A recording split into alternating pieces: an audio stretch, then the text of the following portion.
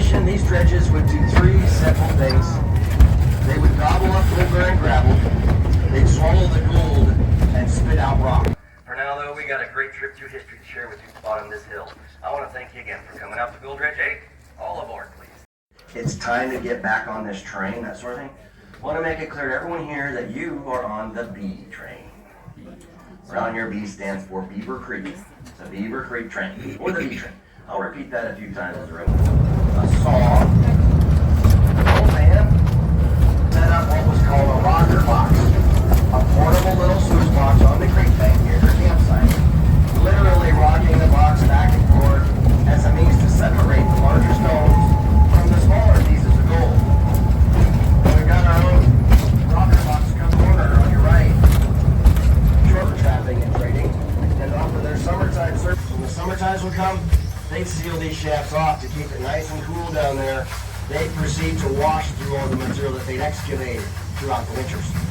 They'd have a loaded ore car or wheelbarrow, lowering one of these iron muck buckets or kibbles down the shaft. They'd unload the ore cars into these buckets, hoist the buckets back up, run them along these cables like you see, up to that pole called the gin pole.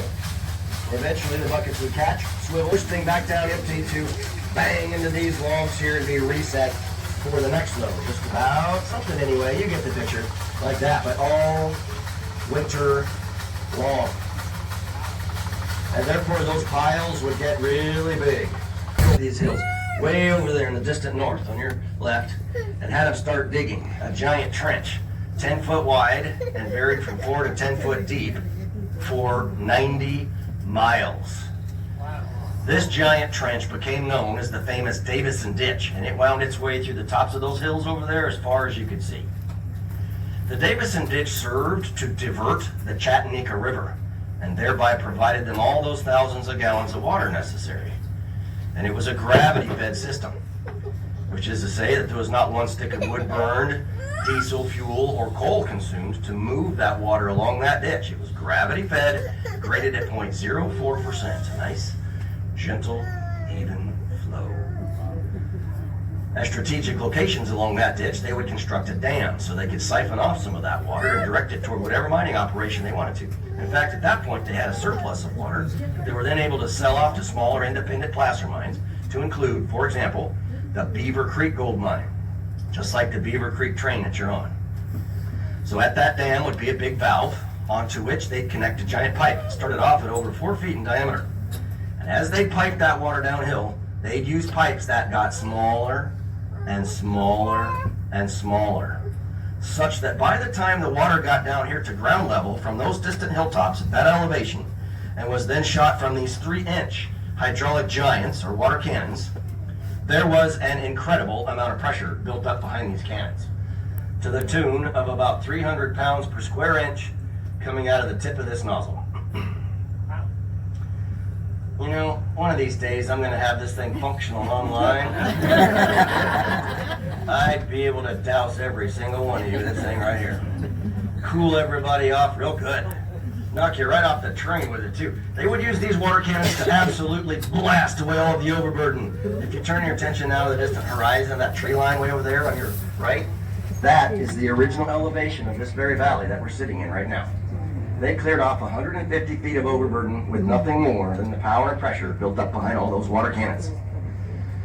Now the goal was to expose this gold-bearing gravel here. The Healy Coal Company built that power plant. On operation, these dredges would do three simple things. They would gobble up gold-bearing gravel, they'd swallow the gold, and spit out rock.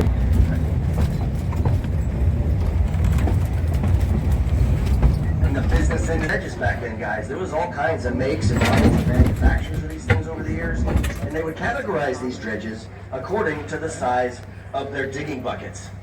In this instance, oddly enough, Gold Dredge 8 was technically a Category 6 dredge because each one of those buckets would hold 6 cubic foot of material. The Gold Dredge 8 had 68 of these number 6 digging buckets in her digging chain line and a continuous feed 24/7. Top speed of that bucket line was about 22 buckets a minute.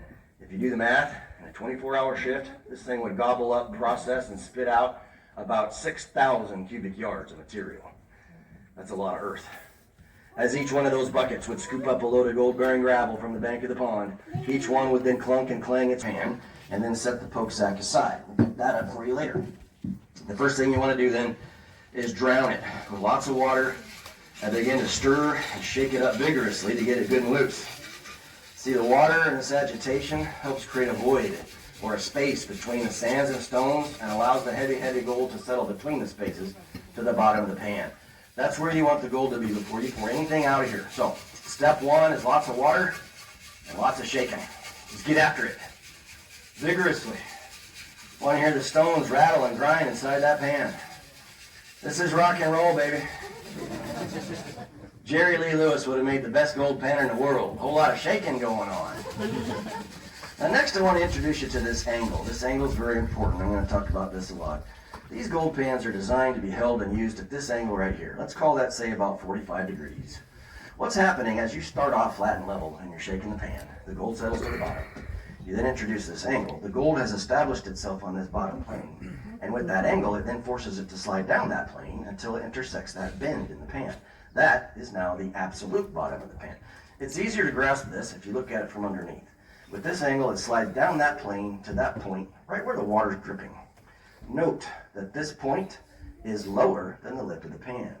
The gold is stuck right here. It cannot leave the pan. I also call this spot the pocket of the pan, or if you can try to conceptualize how it might make a wide letter V, and we're settling the gold into the bottom of that V. So we don't want to pan flat anymore because that scatters the gold all over the place. You have no idea where it is. Right on the surface of the water, and at that angle, I'm going to now push straight down and lift up. Again, right on the surface, push down, lift up. As I'm lifting, I'm kind of tossing the water out. This time, focus on the water. Look at that water carefully, down and up. It rushes in like a wave on the beach and skims just the topmost layer of sand off that pile. There's no gold in that top layer. The gold is in the bottom, in the pocket. So we're going to just repeat these two simple steps. Step one is to shake it at the angle. That settles the gold into the pocket. Step two, to get rid of some sand, I stop shaking. Right on the surface, we go back to the beach with it. Push down, lift up. I dip it at the beach 3 or 4 or 5 times and repeat until we're down to a tablespoon or 2. Now, a few words of caution. First of all, we don't want any big stones, okay? Just the biggest ones, say about thumbnail size or bigger. The large stones tend to disrupt the beach wave we're trying to make. So any big ones, I've got my angle in place here. I've got the water, I break the big ones up. I use the water to rinse them off good. You can set the large stones right into the tub or throw them into your neighbor's pan and let them do that over there. Back to step one. Shaking it at that angle. Step two, back to the beach, dip it down and up 3 or 4 or 5 times. And repeat. Now another word of caution, if I turn this pan around and I'm panning toward myself and I'm getting after it, what do you suppose is going to start to happen? You're going to splash water right down your britches. You'll thank me later, pan away from you into the tub. If this water were a little marble, I'm going to gently roll that water marble over the sand and bring it back to the bottom. I brought a bit of sand with me, see? I roll my marble again, back to the bottom, more sand drifts off. The sands are light. Ignore it. Keep your eyes up here for things that don't want to move. That gold is dense and heavy. It's on the bottom. It'll be the last thing you see as we open up that pocket.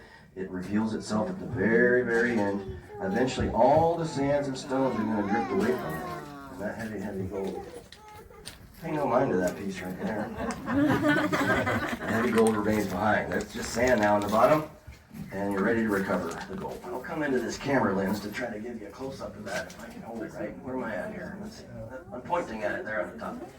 Also, pour all the water off. We don't need water anymore. The gold's still going to be damp, okay? But you have your things with you as you step off of here. Those of you on the right side.